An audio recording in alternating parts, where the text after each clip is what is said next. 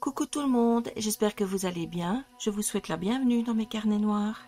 Je vous emmène aujourd'hui en Suisse et plus précisément dans la commune de Seven qui se trouve dans le canton de Soleure.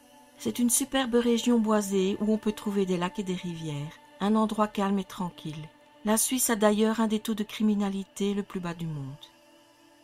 C'est à cet endroit idyllique qu'une famille décide de passer le week-end de la Pentecôte le 5 juin 1976 dans une charmante maisonnette en bois surnommée Waldegli qui se trouve dans une zone boisée. Au programme, des défilés religieux et des veillées aux chandelles la nuit, de bons repas et des échanges de cadeaux. C'est un peu comme un deuxième Noël. Elsa Clara Sigrist Sackinger, 62 ans, et son mari Eugène, 63 ans, les propriétaires de Waldegli vivant à Bâle dans leur résidence principale le reste de l'année, s'y trouvent en compagnie d'Anna, 80 ans, et sœur d'Eugène, ainsi que de ses enfants, Emmanuel, 52 ans, et Max Westhauser, 49 ans. L'ambiance est à la fête. Le lendemain 6 juin, la fille du couple doit aller les rejoindre pour manger avec eux. Cependant, elle n'a aucune nouvelle de leur part. Elle contacte donc un de ses amis pour qu'il la conduise jusque-là. Et tout de suite, elle s'inquiète car la voiture de ses parents n'est pas présente et il n'y a aucun bruit. Tout est calme, trop calme. Elle aperçoit des taches brunâtres qui finissent de la convaincre que quelque chose de grave est arrivé. Avec son ami, ils vont prévenir les autorités. La police arrive rapidement sur les lieux et voit un tapis roulé sur la terrasse. Et dans ce tapis, ils trouvent la dépouille d'Elsa. Ils entrent ensuite dans la maisonnette et c'est là qu'ils trouvent 4 autres corps. Tous les membres de la famille ont trouvé la mort lors de ce week-end qui devait être un moment de fête. Rien ne semble avoir été volé, ce n'est donc pas un crime crapuleux. Pas moins de 13 coups de feu ont été tirés avec précision. 11 des tirs ont touché les victimes à la tête et 2 les ont touchés à la poitrine. L'arme ne se trouve pas sur les lieux et est identifiée par la balistique comme étant un fusil Winchester. L'intention de tuer ne fait aucun doute et la précision des tirs indique que le tueur est un tireur confirmé. Vous allez me dire que c'est bizarre que personne n'ait signalé des coups de feu. L'arme utilisée n'est pas réputée pour sa discrétion. Cela s'explique par le fait qu'il y a beaucoup de chasseurs dans ces bois et qu'il y a en plus un stand de tir à proximité. Il semblerait que le tueur soit resté à l'affût pour attendre le bon moment pour passer à l'acte. Les victimes ont été abattues à l'extérieur de la maison. Eugène était d'ailleurs en train de travailler sur sa tondeuse.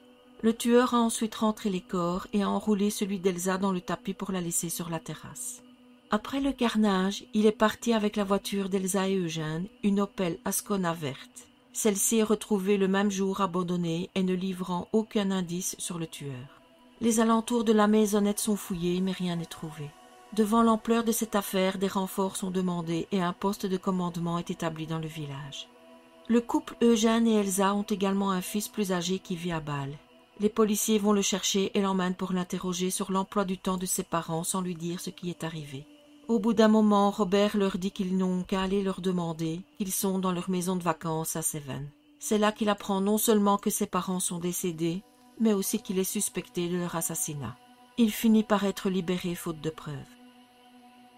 Le domicile de Robert ainsi que ceux des victimes sont perquisitionnés, et la seule chose interpellante qui y est trouvée, ce sont des objets à la gloire du Troisième Reich au domicile d'Anna. Mais il n'y a probablement pas de lien avec notre affaire.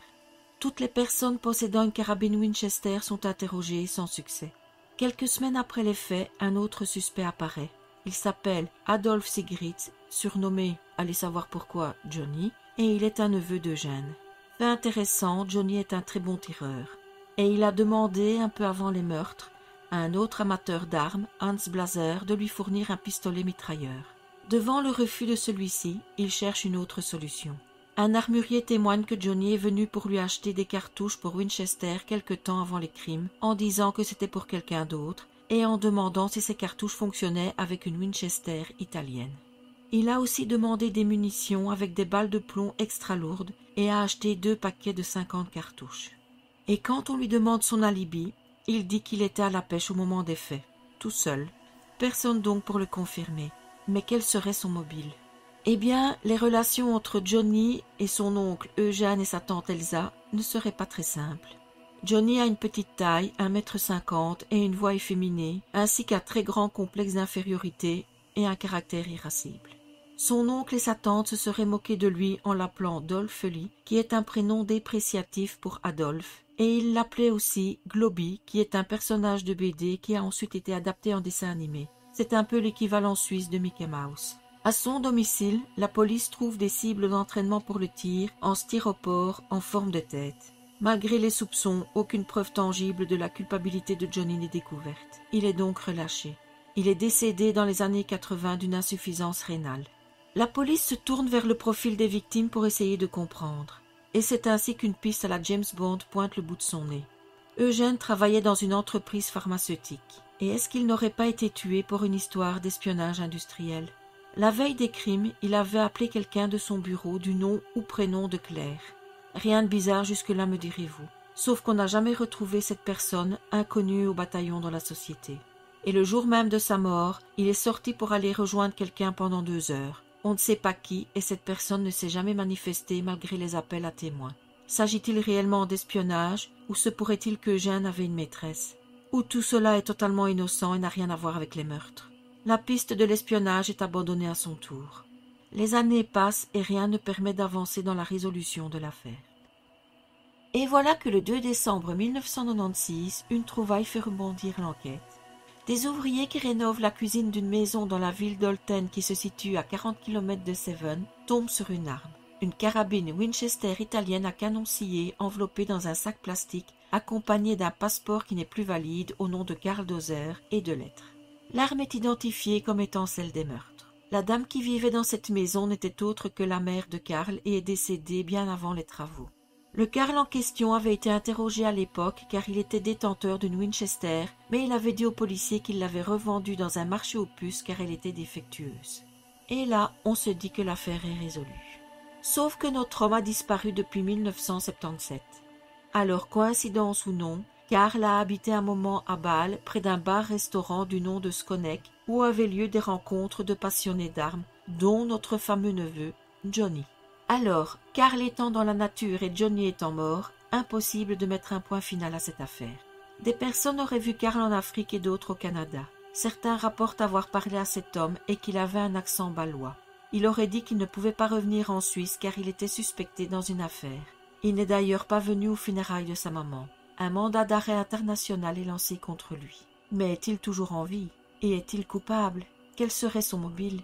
Serait-il possible qu'il ait juste prêté son arme à Johnny, qu'il la lui aurait rendue après avoir tué les membres de sa famille, pensant ainsi le faire accuser à sa place? Ou pire, Johnny, après avoir tué sa famille, ne se serait-il pas débarrassé de Karl après avoir planqué l'arme chez lui?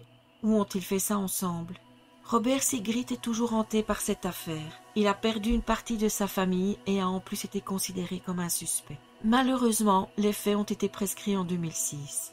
Robert se bat pour savoir malgré tout. Il pense que Karl Dozer est coupable et il essaye de faire abolir la prescription. Il a écrit un livre sur l'affaire mais il n'est disponible qu'en allemand. Cette enquête fut l'une des plus importantes dans ce beau pays qu'est la Suisse.